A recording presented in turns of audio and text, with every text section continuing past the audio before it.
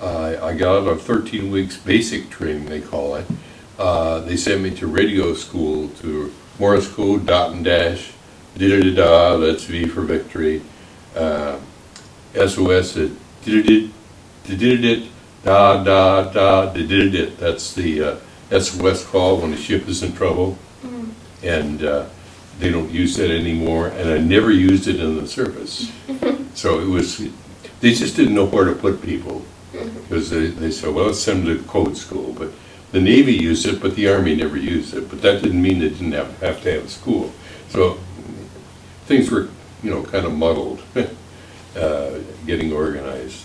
And I hadn't quite finished radio school when a sergeant came to interview people, and he said, we have a college program. Would you like to go to the college program? And I said, well, can I study business? He said, sure, you can study anything you want. And I said, well, where is it? And he said, well, it's Georgetown, Washington, D.C. And my sister was working in Georgetown, my older sister, Connie, who's now 94, still living. And so I said, sure, I'd love to go to Georgetown. Well, I got up there, I got to the school, and I said, I want to major in business. And they said, you have two choices, Japanese or mechanical engineering. And I'd taken Latin in high school. I hated languages, so I wasn't very good at it. So and I'm non-mechanical, have no mechanical interests, but I guess I was smart enough to qualify for the thing. But I didn't have any advanced math. I had algebra and geometry in high school, and but no trig, no calculus, none of the things you really need for engineering study, because they were going to make us mechanical engineers in 2.5 years, a speeded up program. Well, it lasted 6 months. And so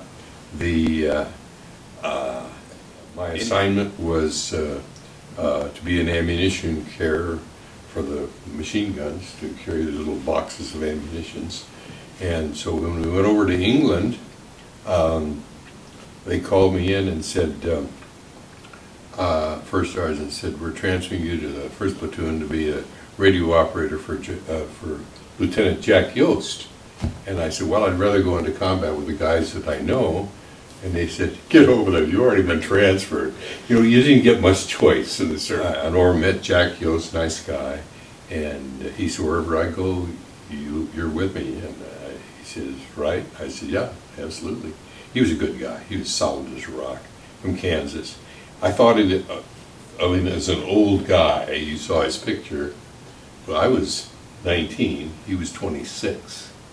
But he was a farmer, and he was smart, but his face was kind of weathered. He had a lot of sun and whatnot, so I didn't know his age. But anyway, when you're 19, you think someone 26 is pretty old anyway. Tanks couldn't go through the hedgerows; they were too massive. So there was a Sergeant Cullen was a mechanic back at the beaches, and he said, well, maybe if I had some tusks or something and welded those on the tanks, maybe that'd work. So he was back at the beaches where there was a lot of steel and whatnot. So he formed a couple of tusks, got a tank and put it on, and he tried it on a hedgerow and it went right through. And so then General Bradley came down and looked at it, and he said, we're going to put these on all the tanks. And from then on, the hedgerows were not a problem, because our tank could plow through. And when the Germans on the other side see a tank coming through the hedgerow, they panic and go back to the next. Didn't know how to chew gum. They never had gum, So he says, don't swallow, just chew, just chew. And then they would say, we used to get chocolate bars, but those were dark chocolate and kind of bitter, but and hard as a rock.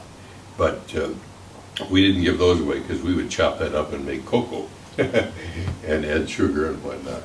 But the kids would say chocolat, and and cigarettes. I didn't smoke, and but they, in our rations, they had like a little pack of 4 cigarettes.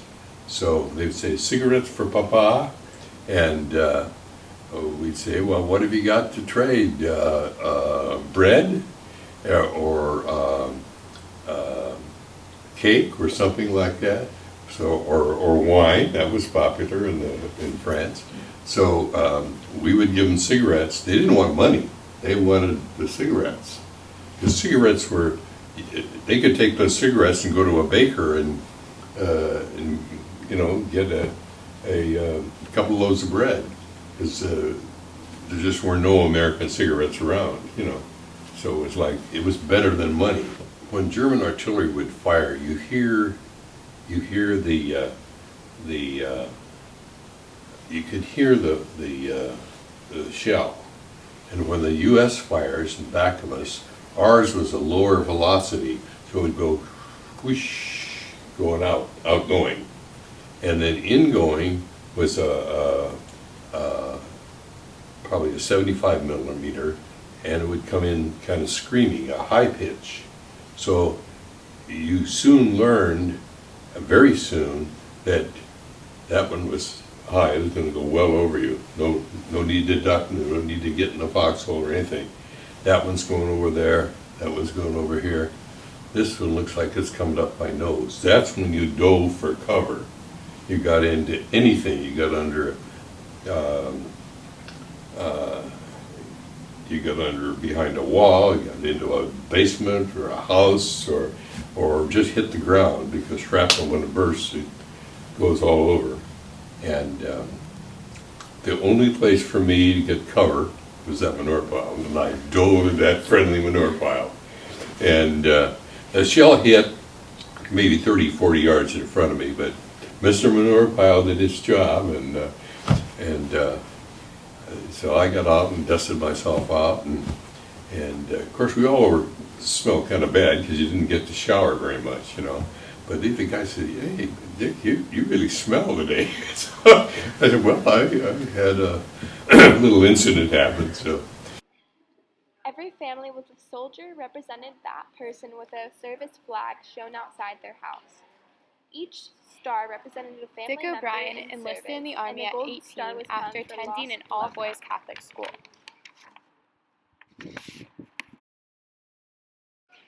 Many citizens participated in the war effort by collecting metal rubber and donating blood.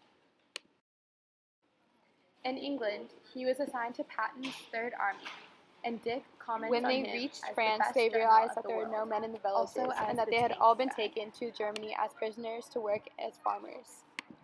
Dick O'Brien was in Virginia for 13 weeks of basic radio training, then was given the option to study business in Washington, D.C., where he studied mechanical engineering for 6 months. He was then transferred to the 35th Division of Canada, Nebraska, Missouri National Guard. He was 19 when he flew over and was with the amazing General of Patton. The Purple Heart was an award given to those who were hurt in battle. Dick O'Brien was given a Purple Heart award when he was hurt in battle on his toe from an excess of artillery shells.